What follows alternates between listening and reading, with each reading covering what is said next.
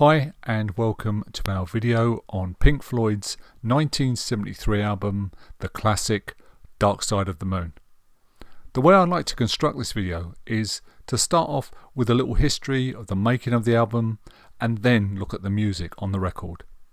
And I'm going to try and include a few things I learned about the album which I didn't know but found out when I was doing my research for this video.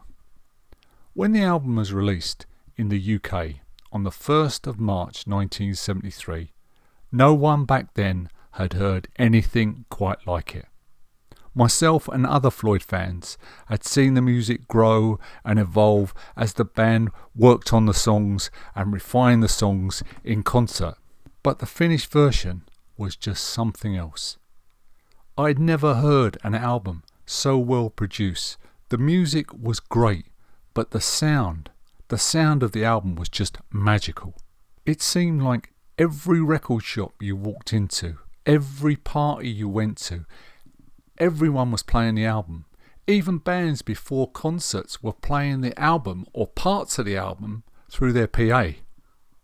I can remember early 1974 going to London's West End and visiting one of the big hi-fi shops to buy a new stereo system, to buy a really good stereo. And the assistant he wanted to demonstrate how good the stereo was, played me Dark Side of the Moon. And apparently, when I asked him, that was common practice back in those days. So now let's journey back through the mists of time to 1971 and a small studio in West London. Pink Floyd, or as they were known then, the Pink Floyd, were working on a suite of music with a working title of Eclipse. Dave Gilmour. We had quite a few pieces of music for the suite, some of which were left over from previous projects. It was during these sessions Roger Waters had the idea to make a concept album about the different pressures that occur in modern life, the problems that occur, the stresses and strains that are put on us, and the stuff that makes people mad. All the band agreed that a concept album was a great idea, but Waters also wanted to take over the responsibility of writing the lyrics for all the songs. Roger Waters. This was always my big fight in Pink Floyd, to try and drag it, kicking and screaming, back from the borders of space, away from the whimsy of Syd Barrett, and into my concerns, which were much more political and philosophical.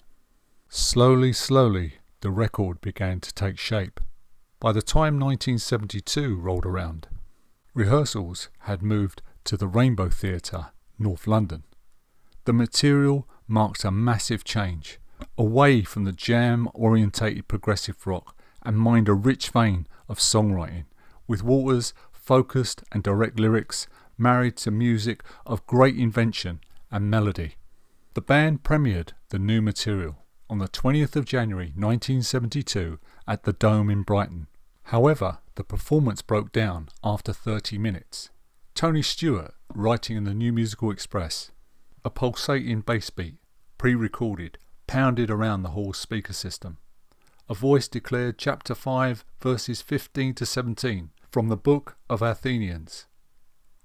An organ built up. Suddenly it soared like a jumbo jet leaving Heathrow. The lights just behind the equipment rose like an elevator.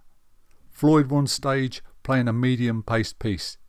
The Floyd inventiveness had returned, and it astounded the Capacity House. Sadly, the number broke down after 30 minutes. After a while, Floyd sorted out their technical problems and the concert continued. On February 17th, the band performed an embryonic Dark Side of the Moon album for an audience of the UK music press at the Rainbow Theatre, Finsbury Park, North London. The Times' Michael Whale described the concert as bringing tears to his eyes, while Derek Jewell of the Sunday Times wrote, "The ambition of the Floyds' artistic intentions is now vast." I thought it was an amazing concert and I'd never seen anything quite like it. As the tour continued through Europe and then on to North America, the band continued to refine and hone the songs. Nick Mason. It was a hell of a good way to develop a record. You really get familiar with it. You learn the pieces you like and what you don't like. And it's quite interesting for the audience to hear a piece developed. If people saw it 4 times, it would have been very different each time. Nick Mason is right. When you turned up to see Pink Floyd, you never knew exactly what you were going to get. You saw them develop these pieces, and at one point they could have put out several versions of the album, and all would have been amazing. In between touring, the band took a break, one in late February and again in April, to record a soundtrack for the French film La Vallée. After recording, the band fell out with the film company, hence the record was released under the title Obscured by Clouds. Though only a soundtrack, the album reached number 6 in the UK album charts and number 46 in America, the band's highest position up to that date. It's a very overlooked album, and for me is one of Floyd's finest. The majestic title track, When You're In, The Gold It's In There, Mudmen, Childhood's End, it's just packed with good songs. Thankfully, in recent times, Nick Mason's Source of the Secrets band have brought some much needed attention back to a fine album. Dark Side of the Moon was finally recorded at Abbey Road Studios in London in 2 sessions, May 1972 and early in 1973.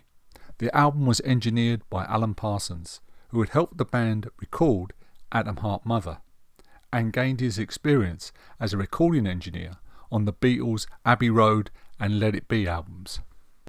So let's get on to the album. The album opens with a pulsing heartbeat, and the various tape loops, a collage of snippets from around the album. Claire Torrey's pain vocals leads us into Breathe. Dave Gilmour's languid, slightly detached, otherworldly vocals and swirling lap steel guitar. Richard Wright on piano and organ, Mason and Waters on drums and bass, underpinning it, holding it all together. But here's the difference. Whereas a few years back it might have come across as a bit fey and unfocused, not here. This is a band at the top of their game. For long you live and high you fly, but only if you ride the tide. And balanced on the biggest wave, you race towards an early grave. On the Run.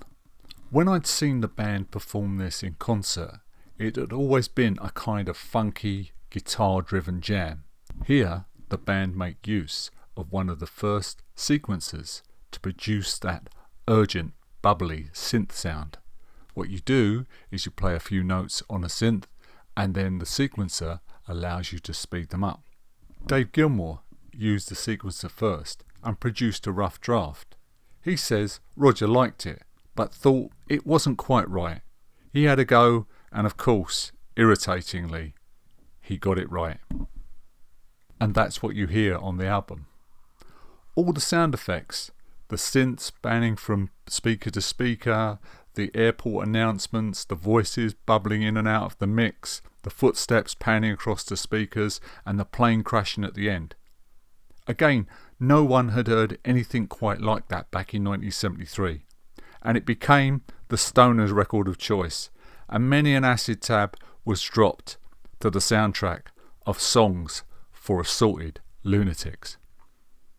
Alan Parsons, when working for the BBC Sound Workshop, had made a tape of all these clocks ringing and chiming and presented it to the band for the intro of the song. The band just loved it.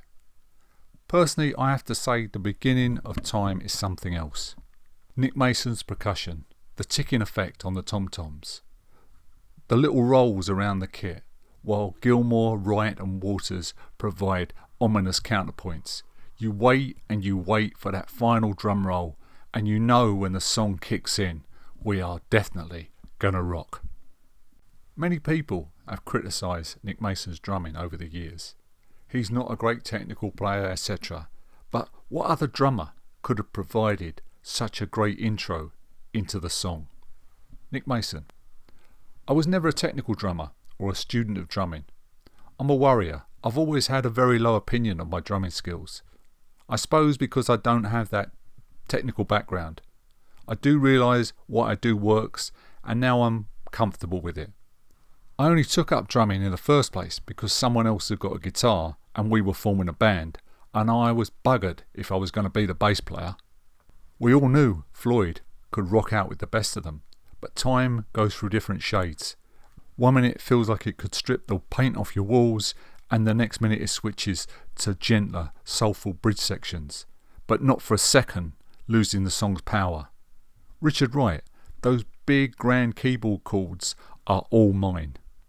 Dave used to complain that I'd write songs in these strange keys and weird major and minor seventh, which are hard to play on guitar.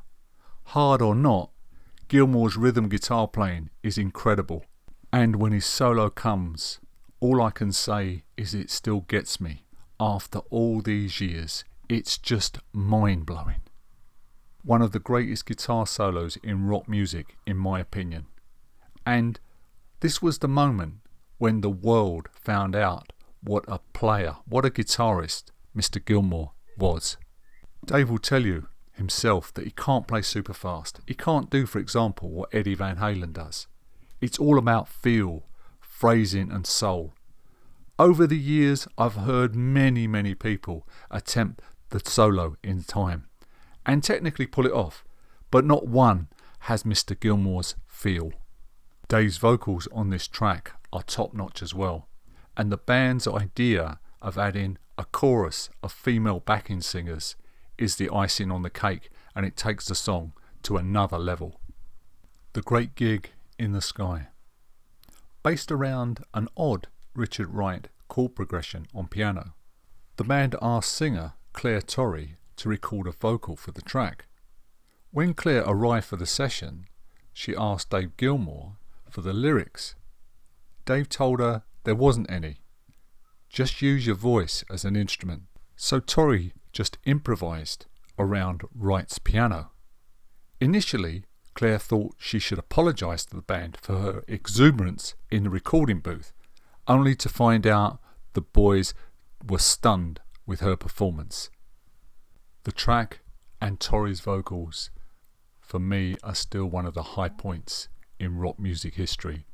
It's a stunning track, and if you ever want to turn anybody on to rock music and turn anyone on to the beauty of rock music, just play them Pink Floyd, Great Gig in the Sky. Next up, Money.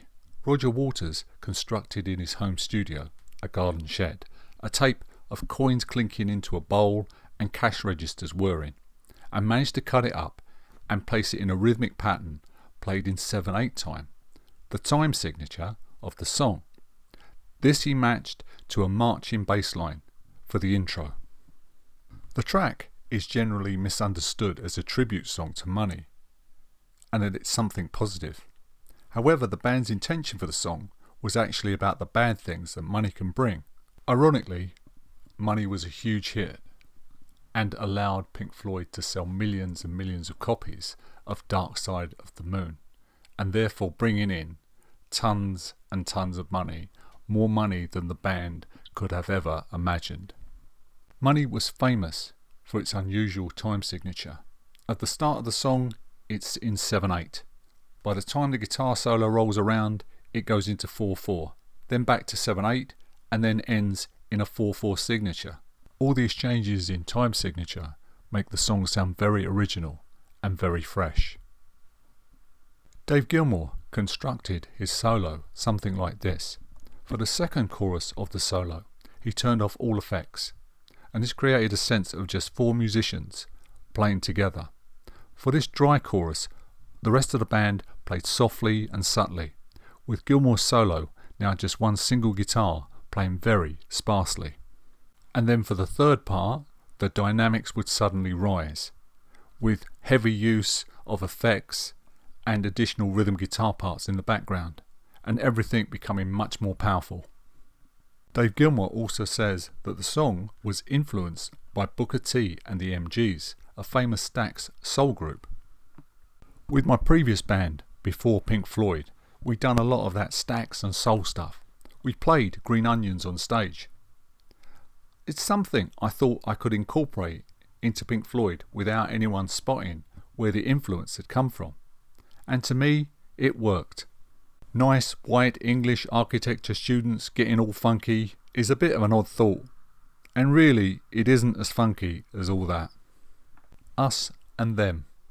The song was originally a piano and bass piece written for the film Zabriskie Point, but the film's director, Michelangelo Antonioni, said, "It's beautiful, but it's too sad. It reminds me of church." But the band revived it for this album.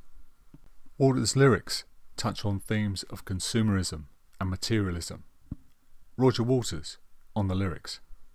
The first verse is about going to war.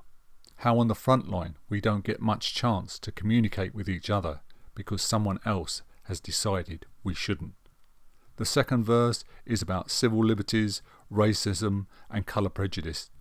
The last verse is about passing a tramp in the street and not helping.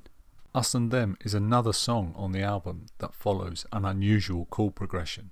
It's very jazz orientated in structure, and the song features two sublime sax solos from Dick Parry. Any Colour You Like. It's back to the jam orientated Floyd here, but unlike many bands at the time, it isn't just aimless noodling. Richard Wright's space rock synths open the piece until Dave Gilmour makes his entrance at about 1 minute 20 seconds.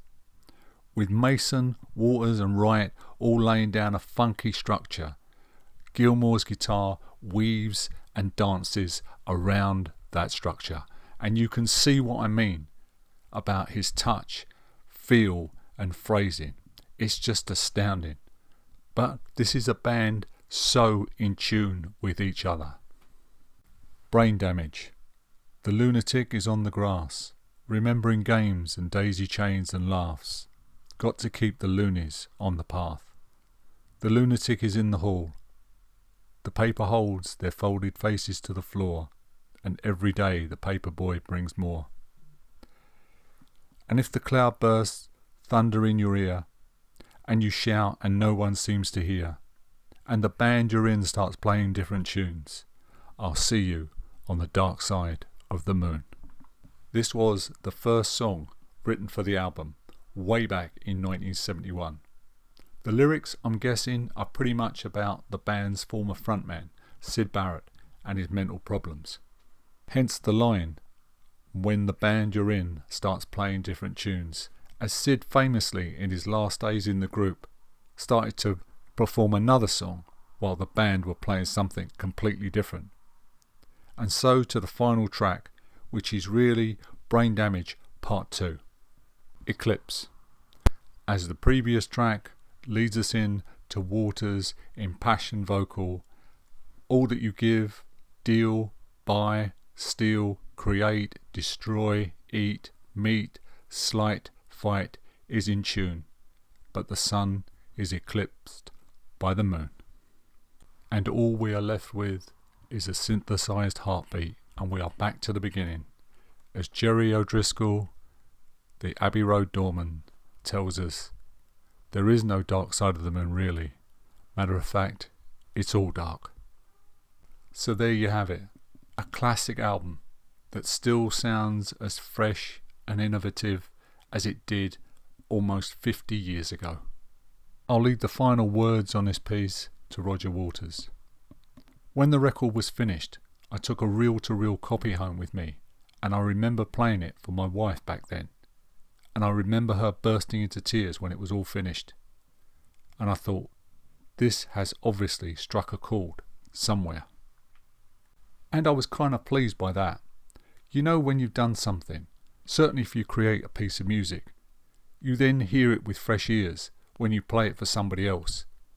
And at that point I thought to myself, wow, this is a pretty complete piece of work, and I had every confidence that people would respond to it. Thank you for listening. If I'd have put together everything that I'd learnt about this album and all my experiences with this record and the band back then, it probably could have run for 2 or 3 hours, and that's way too long. So this is the concise version. I hope you liked it, and I hope people will Press the like button and subscribe to the channel. Stay safe, stay well, and I'll see you in the next video. God bless.